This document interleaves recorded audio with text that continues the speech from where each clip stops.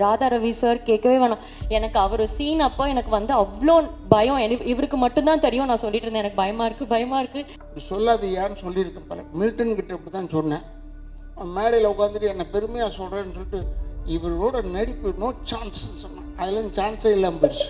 நீங்கள் இவர் ராதா ரவியோட நின்று செய்யறதுக்கே பயமா ஏமா இப்படி சொல்லி சொல்லி ஒதுக்கிடுறீங்க, பொழப்பு போயிடும். நான் உன்னை ஏதாவது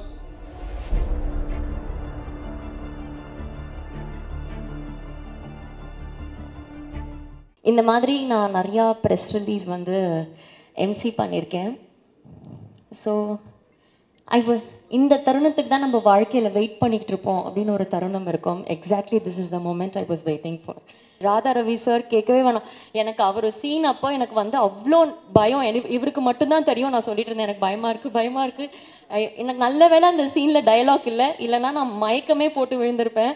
ஏன்னா ஃபர்ஸ்ட் டைம் எனக்கு வந்து அவரை பார்க்குறப்போ ஒரு லெஜெண்டரி ஆக்டரோட first frame, because years back அதை நான் பண்ணேன். அண்ட் நிஜமாவே அவ்வளோ பயமாக இருந்தது சார். But you made it so simple. Thank you so much. And இங்கே இருக்கிற எல்லாருக்குமே ரொம்ப நன்றி. அண்ட் மெயினாக என்னை வந்து என்ன ரசிக்க வச்ச ஸ்ரீராம் சாருக்கு ரொம்ப ரொம்ப ரொம்ப நன்றி.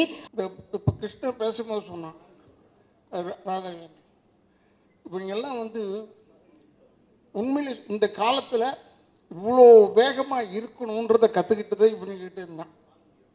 ஏன்னா நாங்கள் எங்கள் பழைய பந்தால் அப்படி வந்துக்கிட்டு போயிட்டுலாம் முடியாது. இப்போ தேவான சகோதரர்கள் இருக்காங்கன்னா நாங்கள்லாம் ஒரு செட்டு தான் இல்லை, நாங்களாம் ஒரு பெரிய செட்டு. அப்போ சொல்லிகிட்டு இருந்தேன் ஜெயபிரகாஷ்கிட்ட, நாங்கள் ரொம்ப நல்லவங்க இல்லை, பட் இப்போ நல்லவங்களாகிட்டோம். ஏன்னா முடியாமைன்னு ஒன்று இருக்குது பாருங்கள், அது ஒன்றுமே சொல்ல முடியாது, செய்ய முடியாது. நான் எல்லாருக்கும் அட்வைஸ் தான் பண்ணுவேன். எனக்கு இவன் வந்து படம் புக் பண்ணும்போது இவனுக்காகலாம் நான் நடிக்கலை, இவங்க அப்பாவுக்காக நடித்தேன். யாரோட எதுக்காக இவரெல்லாம் ஒத்துக்கிட்டாருன்னு ரொம்ப பெருமையாக சொல்லிட்டு இருந்தாங்க. நான் இவங்க அப்பாவுக்காக ஒத்துக்கிட்டேன். இப்போ கூட சகோதரர் நான் வில்லன் செஞ்சுட்டேன் இதில் அப்படின்னு சொல்லி என்னை பற்றி ஏதோ சொன்னார் அவர். அப்போ பேசும்போது நோ சான்ஸ் ராதா ரவின்னு இப்படி சொல்லாதீயான்னு சொல்லியிருக்கேன் பல. மில்டன் கிட்ட இப்படி தான் சொன்னேன். மேடையில் உட்காந்துட்டு என்னை பெருமையாக சொல்கிறேன்னு சொல்லிட்டு இவரோட நடிப்பு நோ சான்ஸ்ன்னு சொன்னேன். அதுலேருந்து சான்ஸே இல்லாமல் போயிடுச்சு. ஏன்டா நோ சான்ஸ்ன்னு சொல்கிற, சான்ஸ் இருக்குன்னு சொல்லுடா. ஏன்னா இப்போ உருட்டுறது ரொம்ப நமக்குலாம், எனக்கு வெறும் கேமரா முன்னாடி தான் நடிக்க தெரியும், பின்னாடிலாம் நடிக்கவே தெரியாது. எனக்கு கேமரா முன்னாடி நல்லா நடிப்பேன். உண்மைக்கு பயம் வரவே கூடாது, உண்மைக்கு மட்டும் பயம் வரவே கூடாது. எங்கே இருந்தாலும் துணிச்சலாக சொல்லணும். எதுக்காக சொல்கிறேன்னா, இப்போ நீங்கள் யூடியூபர்ஸ் எல்லாம் இருக்கீங்க, பத்திரிகையாளர்கள் சில பேர் இருக்காங்க, எல்லாருமே நல்லதாக போடுவாங்கன்னு சொல்ல முடியாது. சில டைமில் அப்படி கொஞ்சம் ஒரு பொடி வைப்பாங்க. உங்களுக்கெல்லாம் ஏன் சொல்கிறேன்னா, இந்த படம் ஓடுறதுக்கு நீங்கள் ஹெல்ப் பண்ணணும்னு ஒருத்தர் கேட்டுக்கிட்டு இருந்தார். நான் அப்போ நினச்சிக்கிட்டேன், அவங்கள போய் கேட்டால் அவங்க என்ன செய்ய முடியும், நம்ம நல்ல படமாக எடுக்கணும். பட் இந்த படம் நல்லா இருக்கும்னு ஏன் சொல்கிறேன், நான் ஒன்றும் படம்லாம் பார்க்கல. ஏன் நல்லா இருக்குன்னு சொன்னால், தண்ணி பஞ்சம் நம்ம ஊரில் ஹெவியாக இருக்குது, பயங்கரமாக இருக்குது. அதை வச்சு கதை பண்ணியிருக்காங்கன்னும் போது டெஃபினட்டாக இந்த வெற்றி வந்து தண்ணியில் எழுதிய வார்த்தை மாதிரி இருக்கக்கூடாது, கல்வெட்டாக இருக்க வேண்டும். இந்த படம் நம்ம ஊருக்கு இன்றைக்கி இருக்கிற சூழ்நிலைக்கு கல்வெட்டாக நிச்சயமாக இருக்கும். அதில் எந்த விதமான சந்தேகம் கிடையாது. உனக்கு சொல்கிறேன், டைரக்டருக்கு சொல்கிறேன், என்னென்ன படம் வந்து 5 நாள் தானே ஓடிச்சு, 10 நாள் தானே ஓடிச்சு, அப்புறம் தேட்டர் எடுக்கிறேன்னு சொல்லிட்டு, அதெல்லாம் அப்படி தாண்டா. இப்போல்லாம் வந்து 2 வெற்றிகரமான 2வது நாள் போடுறாங்க. ஒன்று ஏதாவது 5 நாள் ஓடி இருக்கு, அதை சொல்லு. ஏன் சொல்கிறேன்னா, இப்போ நான் கூட கடைசி தோட்டான்னு ஒரு படம் நடித்தேன். அந்த ரிலீஸ்லேயே பெஸ்ட்டு பிக்சருங்க இதுன்னு சொன்னாங்க. அப்போ ஒரு 3 நாள் படம் சேர்ந்தாப்புல ரிலீஸ் ஆச்சு. அப்பாடா, பெஸ்ட்டு பிக்சர்னு எப்படி ஒரு 25 நாள் ஓடும். பார்த்தா 8 தேட்டர்லேருந்து எடுத்துட்டாங்க, தேட்டர் கிடைக்கல. அதெல்லாம் சொல்லலான்னு பார்த்தேன், அன்பு போயிட்டாப்புல, அன்புகிட்ட சொல்லலான்னு பார்த்தேன். ஓ, நீ வேறு எதாவது செலவு பண்ணலோட இங்கே ஒரு 3 தேட்டர் கட்டி விடியான்னு. ஏன்னா வெல்லிங்டன் போயிடுச்சு, ஜெய்டி போயிடுச்சு, லிபர்ட்டி போயிடுச்சு, எல்லாம் போயிடுச்சு, ஆனந்த் போயிடுச்சு. எது நல்ல தேட்டர் நாங்களாம் போய் படம் பார்ப்போம். அந்த படம்லாம் அந்த தேட்டருக்கெலாம் காணான்னு ஒன்றும் ஆச்சரியமாக இருக்குது. நல்லவேளை சத்தியம் தேட்டரில் இன்னும் ஓடிக்கிட்டு இருக்கு.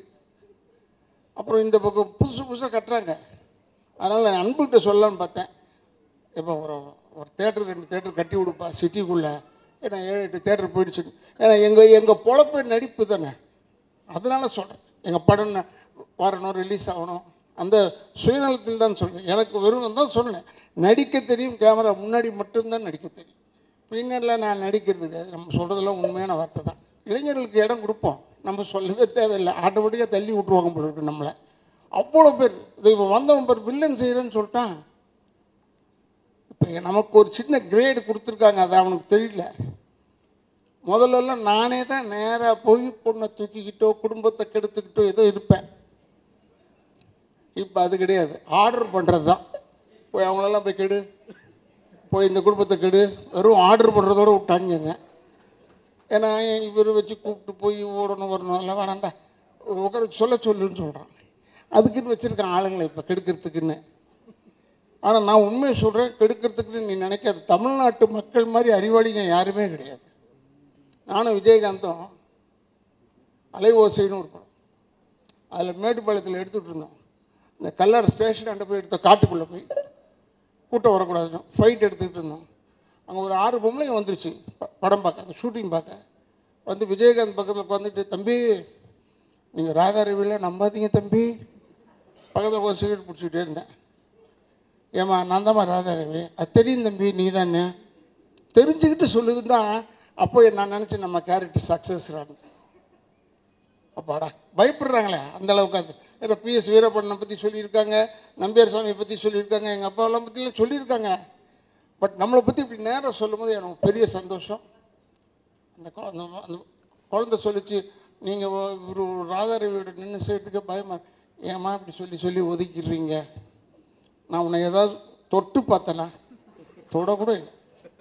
நான் உன்னை என்ன செஞ்சேன், படமும் பார்த்தேன், நடிப்புக்காக பார்த்துருப்பேன்.